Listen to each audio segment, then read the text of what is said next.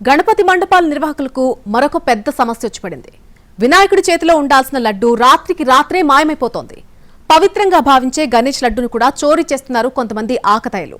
వినాయకుడి లడ్డు దొంగిలించి తింటే అదృష్టం వరిస్తుంది అంటూ ప్రచారం చేసుకుని మరీ చోరీలకు పాల్పడుతున్నారు. కొందరు లక్షల రూపాయలు పెట్టైనా సరే వేలంలో లడ్డూను దక్కించుకోవాలని చూస్తుంటే కొందరు మాత్రం అప్పనంగా దొంగిలించి తమ సొంతం చేసుకోవాలని చూస్తున్నారు. వినాయక మండపాల్లో దొంగలు పడుతున్నారు. అలా అని హుండీల్లోని డబ్బో, వినాయకుడి మెడలో ఉన్న నోట్ల దండో, విలువైన వస్తువులో మాయం కావడం లేదు. వినాయకుడి చేతిలో ఉండాల్సిన లడ్డూలు మాయమవుతున్నాయి.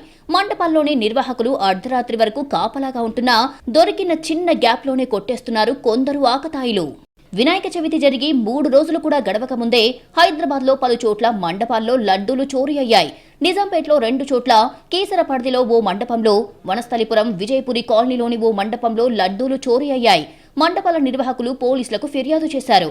గుర్తు తెలియని వ్యక్తులు లడ్డూ చోరీ చేస్తున్న దృశ్యాలు సీసీ కెమెరాల్లో కూడా రికార్డయ్యాయి. వినాయకుడి చేతిలో ఉన్న లడ్డూను దోచుకెళ్లి తింటే అదృష్టం వరిస్తుందని ఓ తప్పుడు ప్రచారం కూడా ఉంది. కేవలం ఇందుకోసమే లడ్డూలు దొంగలించే వాళ్లు కొందరైతే మండపాల మధ్య ఉన్న పోటీ, వైరంలో భాగంగా తెలిసిన వ్యక్తులే కావాలని లడ్డూ చోరీ చేస్తున్నారు. దీంతో మండపాల నిర్వాహకులు తలలు పట్టుకుంటున్నారు.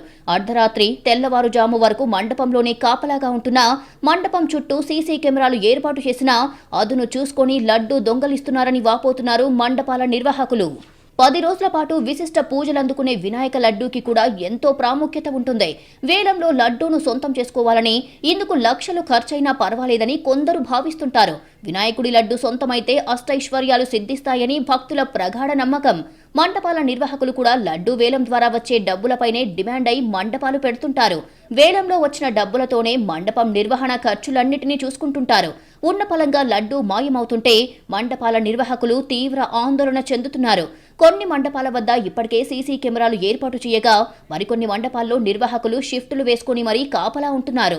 నిద్ర వస్తున్నా చంపుకొని మరీ కాపలా ఉంటున్నారు. పోలీసులు సైతం మధ్యరాత్రుల్లో మండపాల వైపు రౌండింగ్ వేస్తున్నారు. అయినా కొందరు ఆకతాయిలు రెచ్చిపోతున్నారు. నిజానికి వినాయక మండపాల్లో లడ్డూ చోరీలు కొత్తేం కాదు. గతేడాది కూడా ఇలాంటి చోరీలే జరిగాయి. ఈ ఏడాది కేవలం 3-4 రోజుల వ్యవధిలోనే మళ్లీ లడ్డూ చోరీలు షురూ అయ్యాయి. గతంలో జరిగిన చోరీలపై ఫిర్యాదు చేసినా పోలీసులు పెద్దగా పట్టించుకోకపోవడం, లడ్డూ దొంగతనం జరిగితే కూడా కేసులు పెట్టాలా అని లైట్ తీసుకోవడం వల్లే ఆకతాయిలు మరింతగా రెచ్చిపోతున్నారు అనే విమర్శలు వినిపిస్తున్నాయి.